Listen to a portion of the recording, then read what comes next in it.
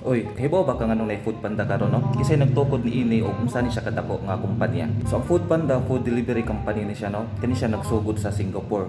Kini siya natukod katong 2012. So ang nagtukod ni ini 5 ka tawo. Si Ben Bauer, si Karen Tana, si Felix Plug, si Rohit Chada, o si Ralph Winsel. So kung sa Singapore man siya una gitukod tungod kay ila kay gitest kay Singapore usa ka developed country. So ilang gitest sa Singapore kung effective ba ang ilahang kumpanya, kung effective ba dito ang food delivery nga business. At the end of 2012 nakari sila og dako kayo nga amount nga kwarta kay daghay nag-invest sa ilaha. Niabot kini og $100 million no ug sila naka-expand sa lain nga nasod sa Southeast Asia, sa Malaysia, sa Indonesia ug sa Thailand. Igawas ning usa ka investor no kani siya ang Rocket Internet. Kung wa mo kaila sa Rocket Internet, usa kini siya sa European Internet Company no. Dako kay ni siya nga kumpanya. Kung nakadumdum mo ang Rocket Internet, sila po tong nag-invest or nag-support sa gitawag nga Lazada. So ining style aning Rocket Internet no, sila ang mo-launch sa mga bag-o na mga kumpanya. Kung makita nila nga may potential ning kumpanya, ilang suportaan no, ilang ipalago, ilang ipa-expand, din ilang paliton tanan ug ila doy ibaligya. So June 2020 ang Rocket Internet na anay gitawag nga giinvesta nila gitabangan na 200 companies worldwide. Grabe kaayo ka power ning gitawag nga Rocket Internet usa ka investor ni siya no. So mao to sa Food Panda daghay nag-invest no apil na dito ang Rocket Internet ug niabot na sila sa 23 countries atong end of 2012. So grabe dali ra kaayo paspas ang pag-expand sa Food Panda no. Lahi ra jud kung mag-start kag business nga naay mo invest sa imong kay maka-risk kag dako nga kapital no, dali ra ka maka-expand. So 2014 mao pa nang tuig na nisulod sa Philippines ang Food Panda no. So after 2 years gikan sa pagtukod sa Food Panda dito Singapore, anianhi dayon sila sa Philippines to start their operations sa food delivery nga business. The same ana nga time dito sa Pakistan pod na apoy sikat dito nga food delivery company ang Eatoy, so ila po nang gi-acquire o gipalit sa Food Panda. Ug the same year no 2014 dito sa Russia nisulod ang Food Panda ug ila pong gipalit ang sikat dito na delivery company kini ang Delivery Club, which is nag-operate dito sa Russia sa 18 ka syudad. So grabe no katong Delivery Club to sa Russia gipalit gihapon sa Food Panda. No ingana ka kwartahan ng Food Panda. Kaya ang goal sa Food Panda no by 2015 maabot na sila sa 50 ka mga country sa tibuok kalibutan no. Pero kato 2014 pa lang niabot na sila sa 45. So grabe kapaspas kayo ang pag-expand pagdako sa Food Panda. So sa atong nakita sa first part sa atong story karon no, ang dula jud sa business is magpadako ka no sa imong kumpanya no. Kung dako na ka is pwede ka mamalit og laing kumpanya din ikaw na imong handle ato para maka-operate og padayon. Din sa pikas bahay na apoy kusog kaayo na delivery company dito sa China na wala po'y makapildi dito no. Kadto ang Meituan Dianping. So kaning Meituan Dianping no, monopoly ni dito sa China.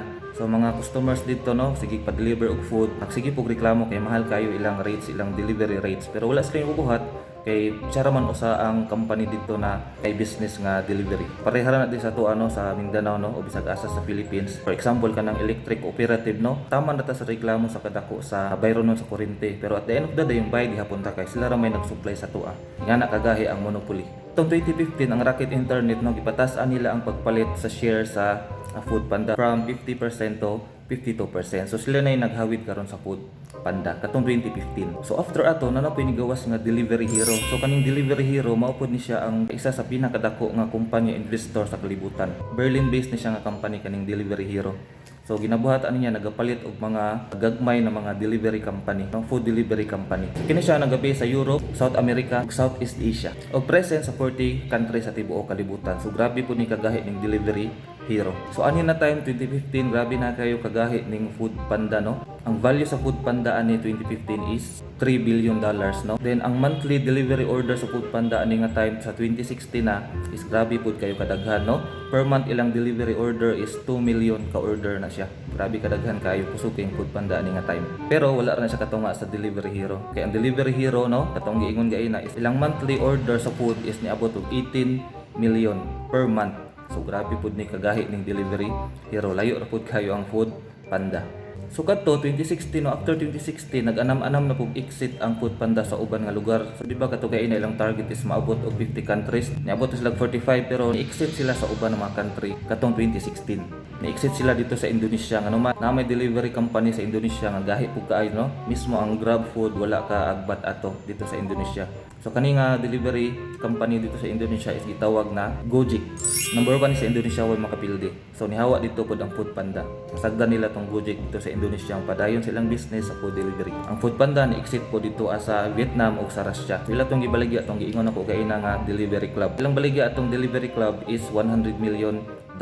So ilan ang gibaligya dito sa usa ka kumpanya sa Russia pod, ang Mail.ru. Katong Mail.ru equivalent niya sa Facebook dito sa Russia. So, ang Foodpanda na exit po sa Italy, sa Spain ug sa Brazil. So kaning 2016 no, grabe ang nahitabo sa Foodpanda no. Ang hawa sila sa uban lugar na ilang gioperate sa una. Ug na-focus lang sila sa mga core region. 2017 no, dito nila gipagawas ang ilahang pink na logo. No, sa una dili na pink ilang logo. 27 pa na nila pagawas no, na sila gitawag nga rebranding. So kanang pink na logo for advertising nila. So karon sa mga kalsada makita nimo ng mga Foodpanda rider nga pink na ang color sa ilang uniform, sa ilang mga boxes no. So kana 2017 na siya nagsugod. Kung imo makita ang Delivery Hero, grabe kaayo kadako. Kung gaina ang Foodpanda dako na kaayo no, katong Rocket Internet ni sulod ang Delivery Hero. Pero nay usa ka kumpanya nga nigawas na pod og gipalit ang Delivery Hero. So abi natog dako na kaayo ang Delivery Hero pero napa jud ay usa nga mas dako pa sa iya. Kini ang takeaway.com. Gipalit nila ang Delivery Hero katong December 2018 sa presyo na $1.1 billion. So kaning takeaway.com present siya sa continental Europe, sa Israel ug sa Vietnam. So nganong ato man i-discuss karon ang takeaway.com no, kay gaina Foodpanda ra nganong niabot man ta diri. So niabot ta diri sa takeaway.com na kumpanya para makita nato kung unsa pa jud to mga dagko pa nga kumpanya sa Foodpanda or labaw pa sa Foodpanda. Kasabay sa takeaway.com na po'y gitawag na Just Eat.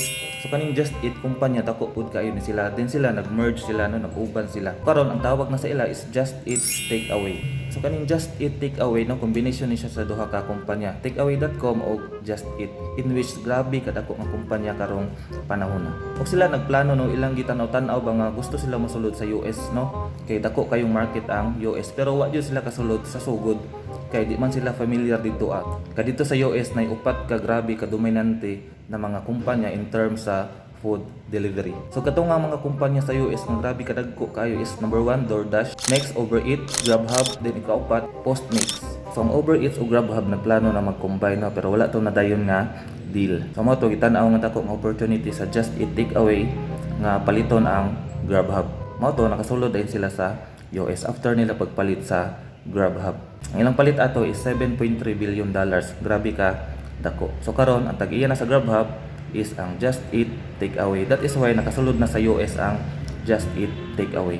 Then ang Uber Eats pod ilang gipalit tong ikaupat na pinakadako nga kumpanya sa delivery company sa US, which is ang Postmates. Then ang DoorDash katong number 1 nagpabilin sa US nga siya usa. Karon sa kalibutan is upat ang pinakagahi nga naa sa taas ng mga food delivery ng mga company.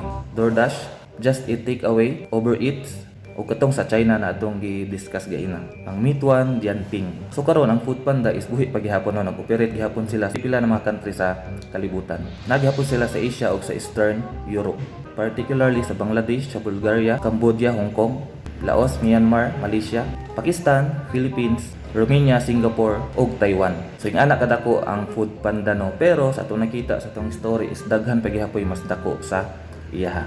So atong nakita sa atong video karon is lamang jud tong mga dagko ang company makwartahan kay pwede niya paliton tong mga gagmay na mga kumpanya na naay potential na mo excel or mo grow in the future.